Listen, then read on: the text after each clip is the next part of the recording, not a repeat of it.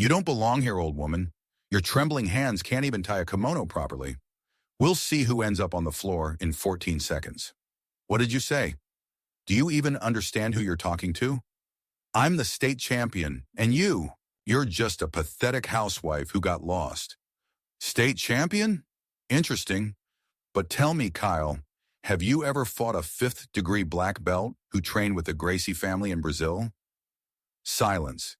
Dead silence in the hall, where just a second ago there was thunderous laughter. The most interesting part is yet to come. Stay with us to find out how it all ended.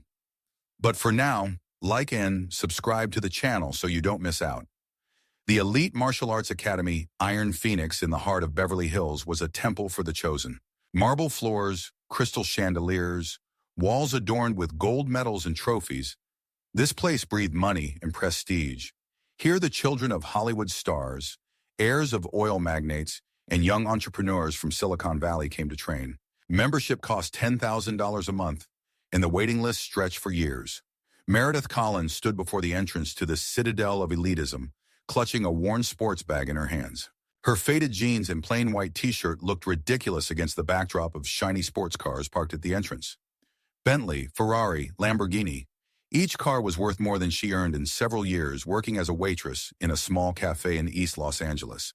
But Meredith had a reason to be here. A reason that burned in her heart every night, preventing her from sleeping. A reason that made her save every penny from her modest salary to pay for this one activity. 3 months ago, her 17-year-old daughter Emma took her own life. She left a note with just 3 words. They broke me. Emma was a talented girl, awarded a scholarship to a prestigious private school among the children of the wealthy. But instead of opportunities, she found only bullying, humiliation, and social rejection. Classmates tormented her for her poverty, for not having designer clothes, for having a mother who worked as a waitress.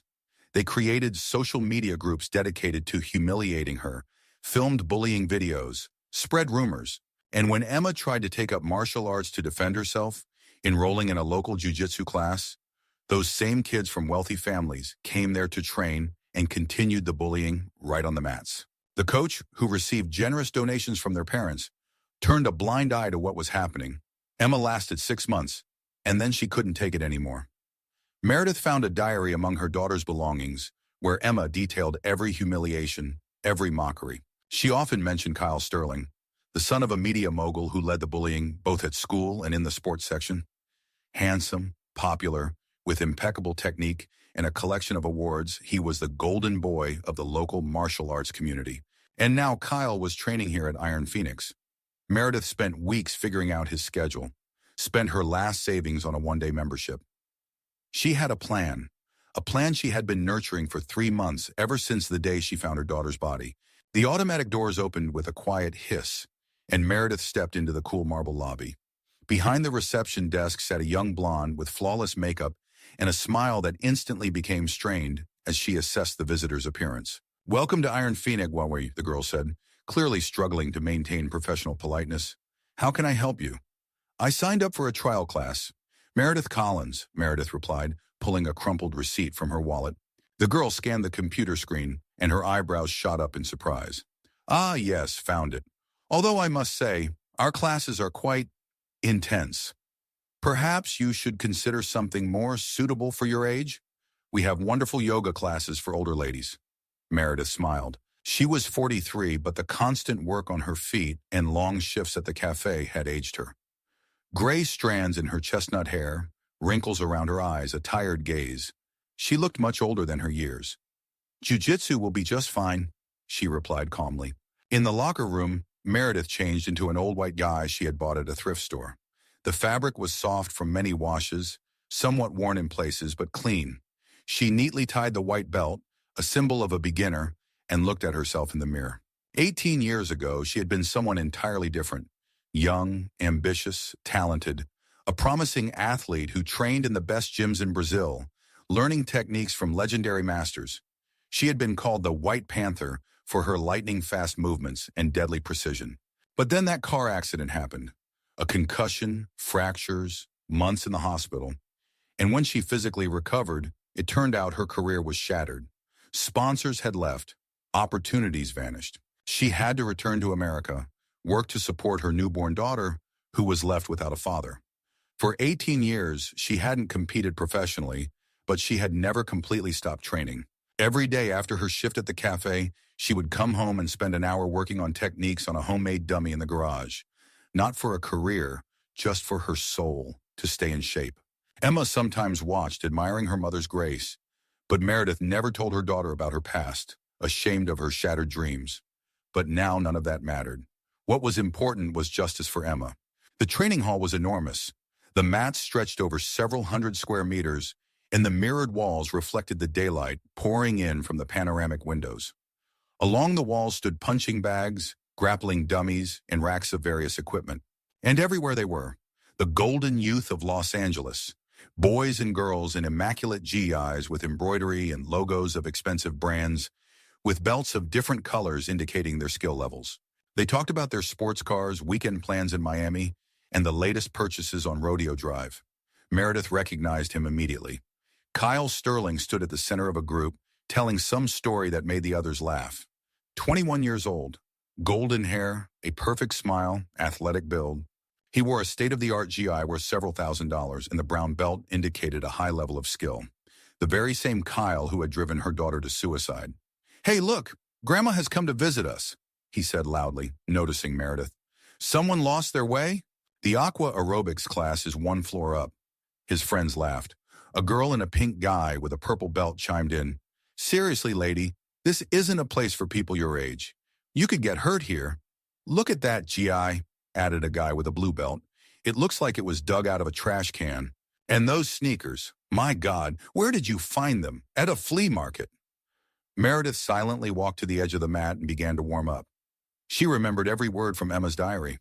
She remembered how her daughter described moments like this: public humiliations, mockery over clothing, social rejection. "Mom, they're laughing at my sneakers. They say I wear poor people's shoes," Emma had written. "Kyle said that people like me don't belong among them, that I disgrace the whole gym by being there." Coach David Harrison, a former professional fighter with tattoos on his arms and a scar across his cheek, entered the hall and whistled to get everyone's attention. "All right, folks, we're starting training. Today we have a guest." He nodded toward Meredith. "Try not to kill the newbie on her first day." Kyle smirked.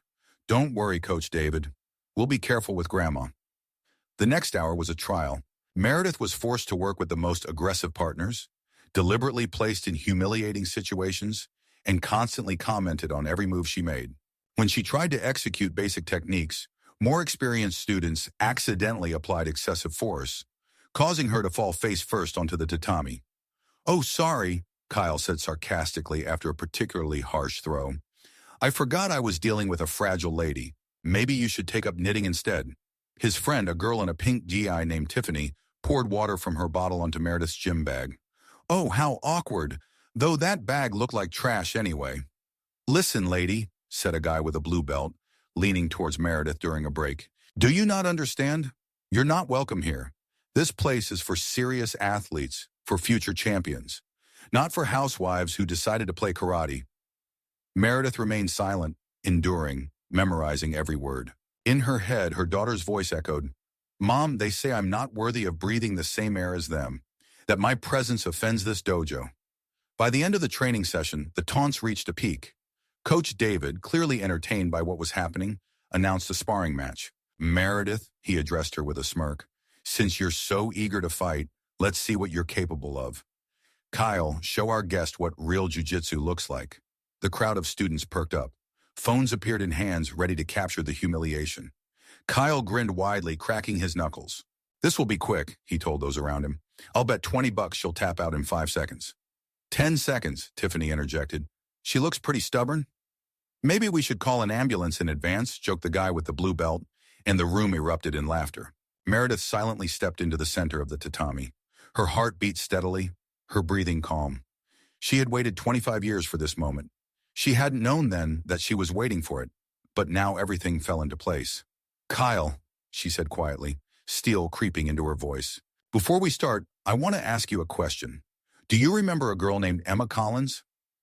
Kyle froze for a moment, something flickering in his eyes. Then he shrugged. "I don't know any Emma. Now let's wrap this farce up." She studied at St. Michael's Academy. She attended a jiu-jitsu class in central Los Angeles. A beautiful girl with chestnut hair and green eyes.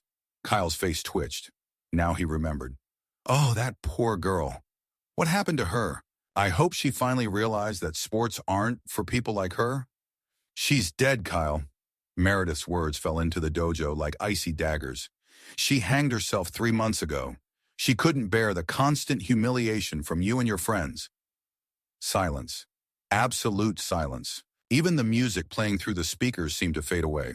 And what now? Kyle asked defiantly, though a hint of uncertainty crept into his voice. Are you her mother? Here for revenge? I came to teach you a lesson, Meredith replied calmly. A lesson your wealthy parents forgot to give you, that every action has consequences. Kyle laughed, but the laughter sounded strained. Seriously? You think you can do something to me? I'm the state champion, lady. I have a brown belt. And you're just a bitter housewife with a white belt. A brown belt, Meredith repeated, slowly untying her white belt. Impressive. Tell me, Kyle, how long have you been training? 8 years, he answered proudly. And in that time, I've won more tournaments than you've seen on TV. 8 years, Meredith nodded. The white belt fell onto the tatami. She bent down to her worn gym bag and pulled out a bundle of black fabric. The room gasped. It was a black belt. Not just a black belt. It had gold stripes indicating degrees. 5 stripes. 5th degree. 30 years, Meredith said quietly, tying the belt around her waist. I've been training for almost 30 years. I started at 14 in Brazil. I trained under Carlos Gracie personally. She was a world champion among women. Before the injury. Kyle paled. The other students recoiled, mouths agape in shock. They called me the White Panther, Meredith continued, tying her belt. You might have heard that name in documentaries about jiu-jitsu. Meredith the White Panther Collins. Coach David dropped his water bottle. He knew that name. Every serious fighter knew that name. A legend of women's jiu-jitsu who disappeared from the sport at the peak of her career. This is impossible, Kyle whispered. The White Panther is dead. Or very old. I'm 43, Meredith said, taking a fighting stance. Suddenly her movements changed. The tired gait of a housewife vanished, along with the slumped shoulders and uncertainty. In their place emerged the grace of a predator, absolute confidence in every gesture. Now I will show you the difference between real mastery and the arrogance of a boy who thinks his daddy's money makes him invincible. Kyle tried to attack first, but his movements seemed slow and clumsy compared to what happened next. Meredith intercepted his attack, executed a classic judo throw, and in the next moment, Kyle found himself on his back. Meredith's hand gripping his throat in a chokehold. 14 seconds, she said calmly, looking at the stopwatch on the wall. That's how long it took me to take down the state champion. Kyle desperately slapped his hand on the mat, surrendering. His face turned red from lack of oxygen. Meredith held the grip for a few more seconds, looking him in the eyes. This is for my daughter, she whispered, so only he could hear. When she released him, Kyle gasped for air, coughing. The room was silent. Absolute silence. Meredith stood up, brushed off her GI, and looked at the other students. There was a fire in her eyes that they had never seen before. Who else wants to learn respect? She asked. No one dared to respond. Tiffany, who just 5 minutes ago had mocked the grandma, now huddled against the wall, afraid to draw attention. The guy with the blue belt stared at the floor, not daring to lift his eyes. Do you know what real jiu-jitsu is? Meredith continued, addressing everyone present. It's not expensive Joe's and Daddy's money. It's discipline, respect, humility, protecting the weak, not humiliating them. She approached Tiffany, who shrank back in fear. Do you remember when you poured water on my bag? Meredith asked gently. Do you want to try doing it again? Tiffany shook her head, tears welling in her eyes. My daughter wrote in her diary about girls like you, Meredith continued, about girls who think their wealth gives them the right to humiliate others. She wrote about how you laughed at her clothes, how you publicly humiliated her in front of the whole class. I didn't know, Tiffany whispered. Didn't know what? That poor people have feelings? That your words can hurt? Or didn't you know that one day you would have to answer for everything? Meredith turned to Coach David, who stood frozen, unsure of what to say. And you, she said, her voice taking on an icy tone. You saw how they bullied my daughter. You saw and stayed silent. Because their parents pay you big money. Listen, David started. I couldn't. You could, Meredith interrupted him. You could have stood up and protected the child. You could have shown those spoiled boys what real values are. But instead, you turned your gym into a bullying ground. She stepped forward and David instinctively backed away. Do you know what the saddest part is? Meredith continued. Emma was talented, very talented. If she had been given a chance, she could have become a great athlete. But instead, you broke her spirit, trampled her dreams. Her voice trembled on the last words, and for the first time that day, Meredith showed her pain. Tears shimmered in her eyes, but she quickly composed herself. Meanwhile, Kyle had gotten to his feet, massaging his throat. His face burned with shame and anger. Do you think this will change anything? He said angrily. Do you think your showboating will make us feel guilty? We did nothing criminal. If your daughter was so weak that she couldn't handle ordinary teasing, then that's her problem. Meredith slowly turned to him. There was something in her eyes that made everyone in the room shudder. Ordinary teasing, she repeated quietly. You call constant bullying, creating social media groups to humiliate her, spreading rumors and physical intimidation, ordinary teasing? She was a weakling, Kyle stubbornly continued. In our world, only the strong survive. Strong? Meredith laughed, but the laughter was more terrifying than any scream. You think you're strong? Let's see then. She took a fighting stance again. Let's have a real sparring match. No rules, no limits. Let's see how strong you are when your opponent can fight back. Kyle hesitated. On one hand, he was torn by anger and the desire to restore his reputation. On the other, he had just learned a lesson from this woman and understood that he could sustain even more serious injuries. What afraid? Meredith mocked. Where's your confidence? Or are you only brave when you're bullying defenseless kids? Pride took over. Kyle nodded. Fine. But when I break a few of your ribs, don't say I didn't warn you. The real fight began, and it was nothing like the spectators expected. Meredith moved like a dancer, smoothly, gracefully, but every movement was deadly precise. She toyed with Kyle like a cat with a mouse. She let him attack, then instantly countered, making him fall, spin, and grasp at air. Kyle was a good fighter for his level, but the difference in class was colossal. Meredith seemed to read his mind, predicting every move. She used his strength against him, turning each of his attacks into a trap. 5 minutes in, Kyle was breathing heavily, drenched in sweat. His kimono was torn in several places, and bruises appeared on his face. Meredith, however, looked as if she had just started warming up. Tired? She asked, not even out of breath. Want to give up? Never, Kyle rasped, trying to make one last desperate attack. Meredith intercepted his movement, executed a complex flip, and ended up behind him, wrapping her arms around his neck in a chokehold. This time she wasn't going to let go quickly. This is called a python hold, she said calmly, gradually increasing the pressure. In 30 seconds, you'll lose consciousness. 1 more minute after that, and you'll suffer irreversible brain damage. Kyle desperately tried to break free, but Meredith's arms were like steel vices. Give up, she whispered in his ear. Just like my daughter gave up. Feel what it's like to be defenseless. Kyle slapped his hand on the mat, surrendering, but Meredith didn't let go. Please, he gasped. Let go. Emma asked too, Meredith said quietly. She asked you to leave her alone. She asked for a chance, but you didn't listen. Kyle's face began to turn blue. His eyes rolled back. Meredith, shouted Coach David. Enough! You're going to kill him! Meredith looked at him with a cold gaze. And so what? Wouldn't the world be a better place with one less sadist? But after a few seconds, she finally released Kyle. He collapsed onto the mat, gasping for air, coughing and sobbing. Why? He whispered when he could speak. Why didn't you kill me? Meredith squatted down next to him. Because I'm not like you, she said quietly. I don't take pleasure in the suffering of others. But I wanted you to feel at least a small part of what my daughter felt every day. She stood up and addressed everyone present. Listen to me carefully, she said, and there was a strength in her voice that compelled them to listen. Martial arts are not a way to assert yourself at the expense of the weak. This is the path of self-improvement, discipline, and protecting those who cannot protect themselves. She approached her bag and pulled out a photograph. A beautiful girl with chestnut hair and green eyes smiled from the card. This is my daughter, Emma, Meredith said, showing the photograph. She was 17. She had dreams, plans, a whole life ahead of her.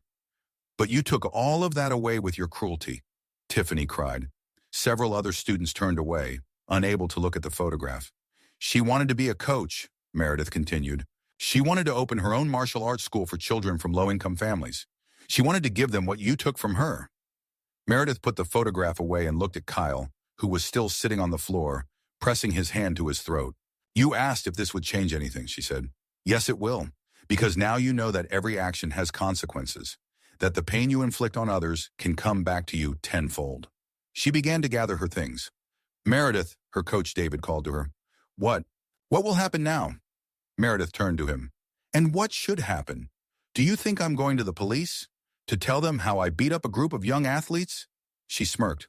No, this was justice, not revenge. A lesson, not punishment. She headed for the exit, but paused at the threshold. However, she said, not turning around, if I find out that any of you continue to bully people, if I hear even one case of bullying in this gym, I will return, and next time, I won't be so merciful. The door slammed behind her, leaving the gym in absolute silence. Kyle slowly got to his feet. Everyone was looking at him, some with sympathy, some with judgment. His reputation as an unbeatable champion was shattered forever. Was she really the White Panther? Tiffany whispered. Coach David nodded.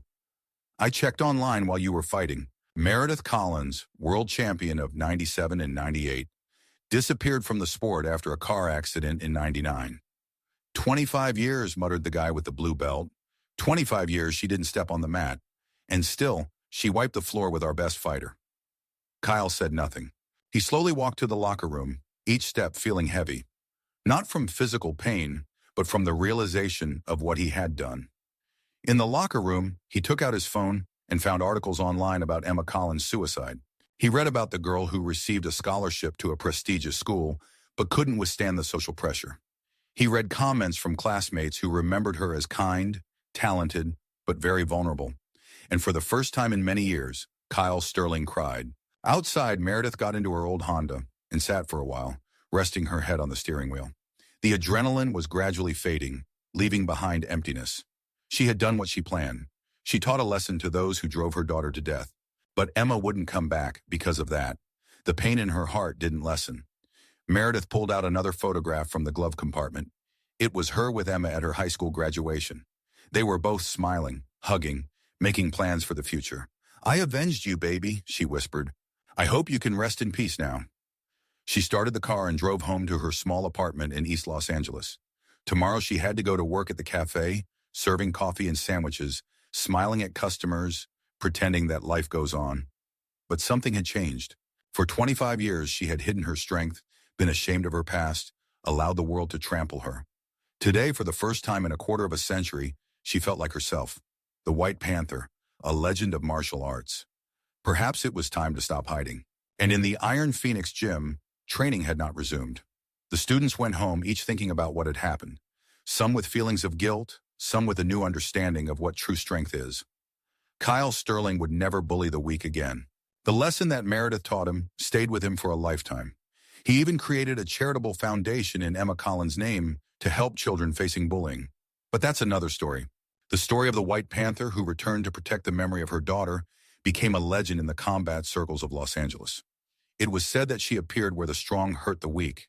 It was said that she was still somewhere nearby, ready to teach a lesson to those who had forgotten about honor and justice. And in this was a truth known only to Meredith Collins herself. A month later, she opened her own small martial arts school in her neighborhood. Free classes for children from low-income families. Special attention to those who were bullied at school. On the wall hung a photograph of a smiling girl with chestnut hair. Below it was a plaque. Emma Collins Martial Arts School. Here every child will find protection and support. And every day, putting on her white GI to work with the children, Meredith remembered the words her first teacher in Brazil once told her. True strength is not in defeating the strong. True strength is in protecting the weak. Emma would have been proud.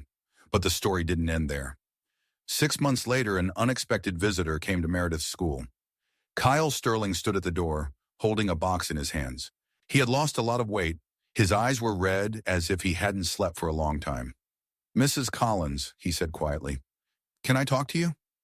Meredith nodded, gesturing for the children to continue their training on their own. What do you want, Kyle?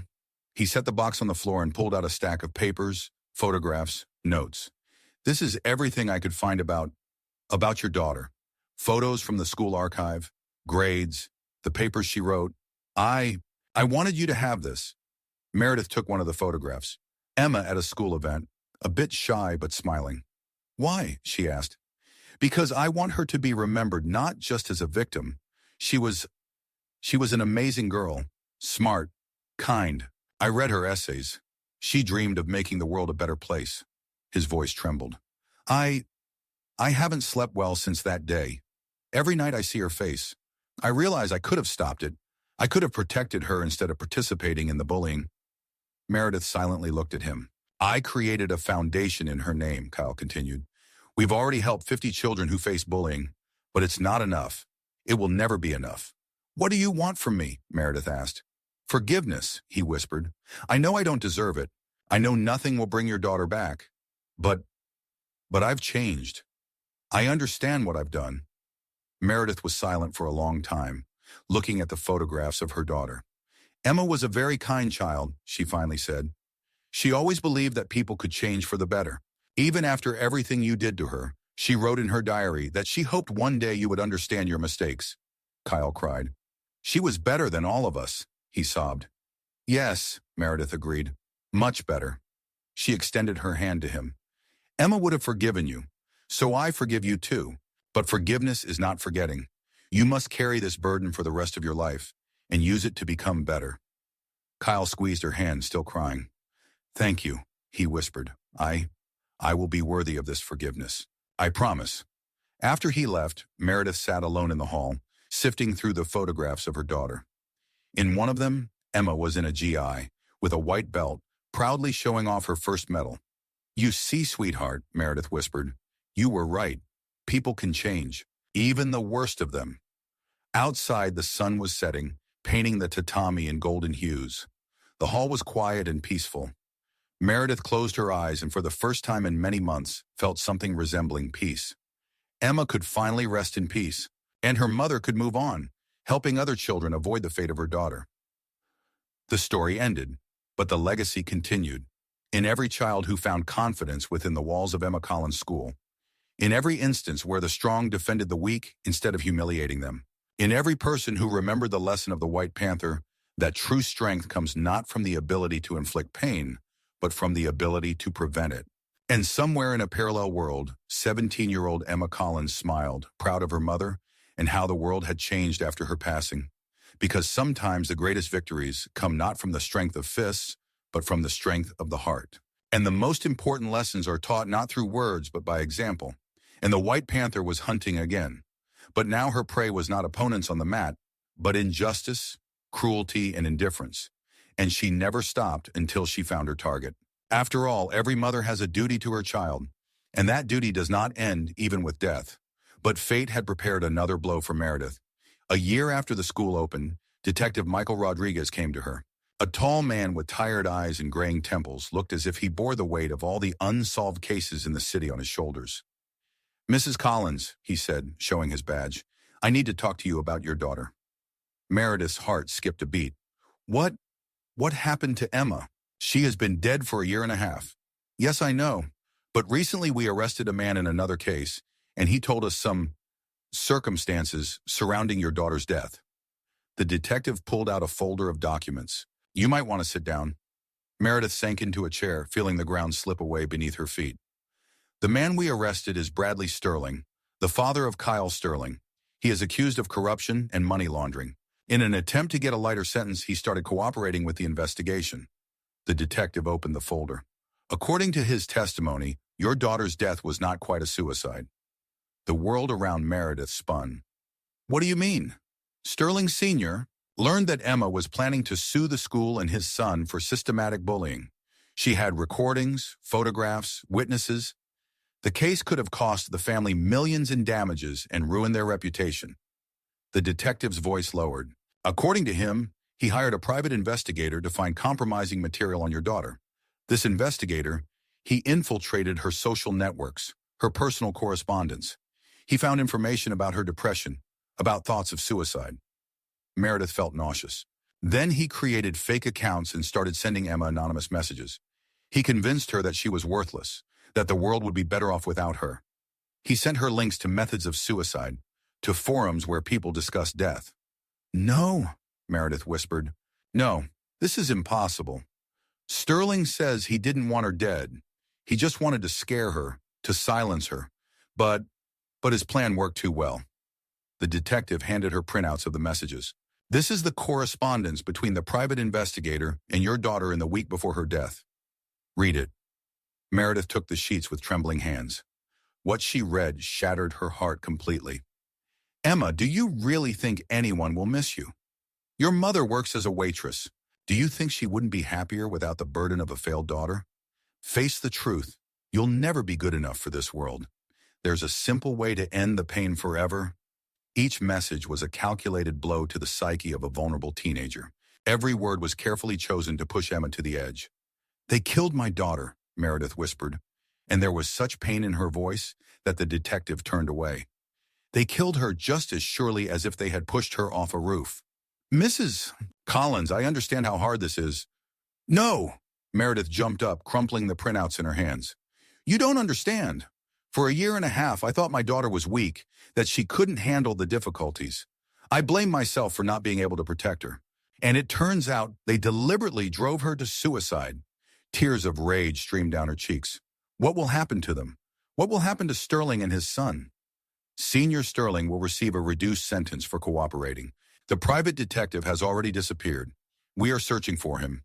And Kyle, technically, he wasn't involved in this specific part of the plan. So no one will be punished for my daughter's death?" The detective sighed. Proving suicide coercion is very difficult, especially after so much time has passed. Meredith remained silent for a long time, clenching and unclenching her fists. "Thank you for telling me the truth," she finally said. "Now I know what to do." "Mrs. Collins," the detective placed a hand on her shoulder. "I understand how you feel, but don't do anything foolish. The law..." "The law?" Meredith turned to him, fire in her eyes. "The law allowed a wealthy man to order the psychological murder of a 17-year-old girl and remain unpunished. What law are you talking about?" The detective left, leaving Meredith alone with her fury and pain. She sat in the empty hall of her school, holding a photograph of Emma and feeling something dark and relentless growing inside her. In the evening, Kyle came to see her. He regularly visited the school, helped with the children, tried to atone for his guilt. But today, Meredith looked at him with different eyes. "You knew," she said without preamble. Kyle paled. "What are you talking about?" "That your father hired a detective, that they drove my daughter to suicide." I didn't know," he whispered. "I swear I only found out about it today when my father called from prison." "And what are you going to do about it?" Kyle lowered his head. "I don't know. I tried to contact the prosecutor, offered to testify against my father. But they said my testimony wouldn't help. I have no direct evidence. So your father will remain unpunished." "Meredith, I understand how you feel." "No, you don't," she exploded. "You can't understand because your family is the one that kills other people's children for money and status." Kyle recoiled as if slapped. "I'm not like him," he said quietly. "You know I've changed." "Changed?" Meredith laughed bitterly. "You think a few months of charity can atone for a contract killing?" "It wasn't a contract killing, it was murder," Meredith shouted, causing the windows to rattle. "They killed my daughter just as if they shot her in the head."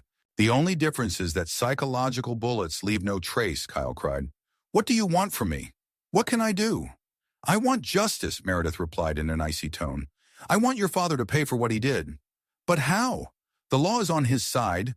Meredith looked at him with a long gaze. "Then it's time to forget about the law." The next day, Meredith went to the prison where Bradley Sterling was held. The wealthy businessman, accustomed to commanding and buying everyone and everything, sat in an orange jumpsuit behind bulletproof glass. "Mrs. Collins," he said, picking up the phone. A crooked smile was on his face. "Finally, we meet in person."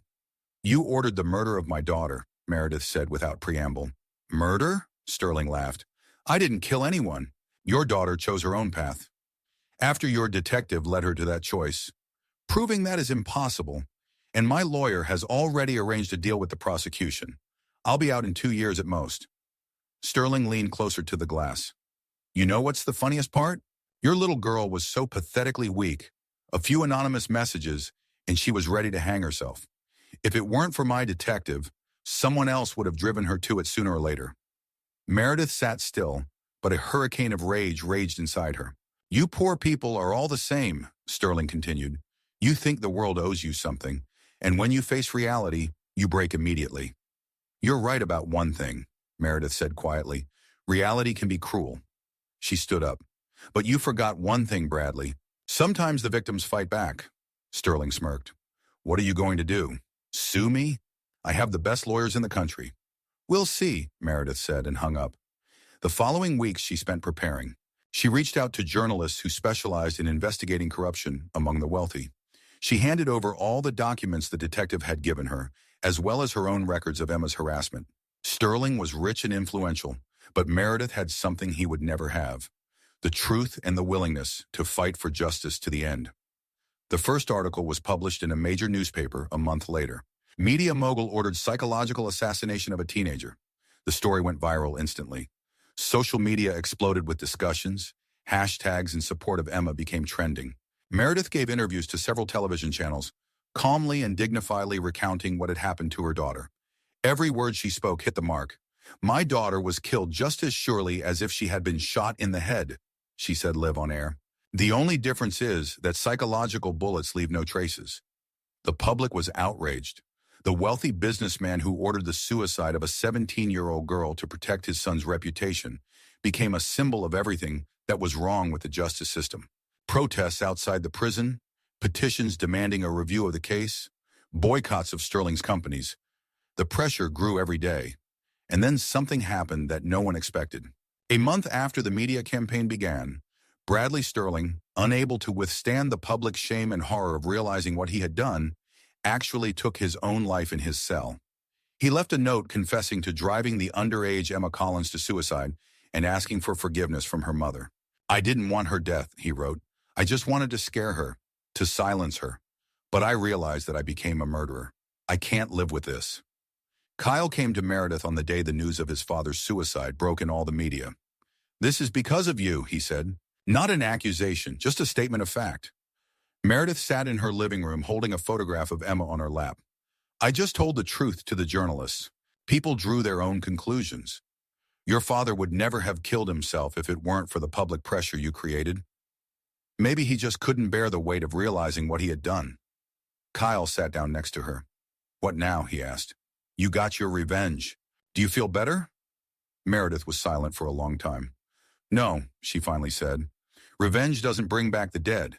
It doesn't fill the void in the heart. But now I know that justice has prevailed. What about me? Kyle asked. I'm also guilty of Emma's death. Meredith looked at him. You've changed. You're trying to atone for your guilt. Your father always believed he was right. Is that enough? It's not for me to decide. Emma was a very forgiving person. Perhaps she would have forgiven you too, Kyle cried. I miss her, he whispered. I know I have no right, but I often think about what she was like. Kind, smart. I destroyed something beautiful. Yes, you did, Meredith agreed. But now you have a chance to create something beautiful in return. She pointed to the children training in the gym. Each of these kids could become the next Emma. Your task is to make sure that doesn't happen. A year passed. Emma Collins' school grew. Now more than 100 children were involved. Kyle became one of the instructors, dedicating his life to fighting bullying. One day a girl about 14 came to Meredith, red-haired, wearing glasses with bruises on her arms. Are you the White Panther? She quietly asked. Where did you hear that name? On the internet. They say you protect children who are being bullied. Meredith looked at the bruises on the girl's arms. What's your name? Sophie. Sophie Johnson. Tell me what's going on, Sophie. And the girl told her, a story that Meredith had heard hundreds of times. Rich kids at school, systematic bullying, teachers' indifference, parents' despair. I thought about bad things, Sophie whispered. Sometimes it feels like that's the only way out. Meredith hugged the girl. No, she said firmly. That's not the way out. That's what your bullies want, for you to disappear. But we won't give them that satisfaction. What will you do? I'll teach you to defend yourself. And if necessary, Meredith smiled a cold smile. I'll visit your school. I'll talk to your bullies. For the first time in many months, Sophie smiled. Really? I promise. That evening, Meredith sat alone in the hall, as usual talking to a photograph of her daughter. Do you see, sweetheart? Your death was not in vain. Every child we save is a piece of you that continues to live. She touched the photograph with her fingers. I know you would want me to forgive and forget, but I can't. Some things are unforgivable. But I can make sure that no child goes through what you went through. Outside, the lights of Los Angeles burned, a vast city full of injustice and pain. But in one small hall in the east side, another fire burned, the fire of hope, protection, and a mother's love that is stronger than death. And as long as this fire burned, as long as the White Panther continued to hunt for justice, children could sleep peacefully, knowing that someone was protecting them. And somewhere in a parallel world, 17-year-old Emma Collins looked at her mother and took pride in what her pain had transformed into a strength that protects others. Because true love does not end with death. It transforms, becoming something greater, something indestructible. And in this lay Emma's final victory over those who tried to break her.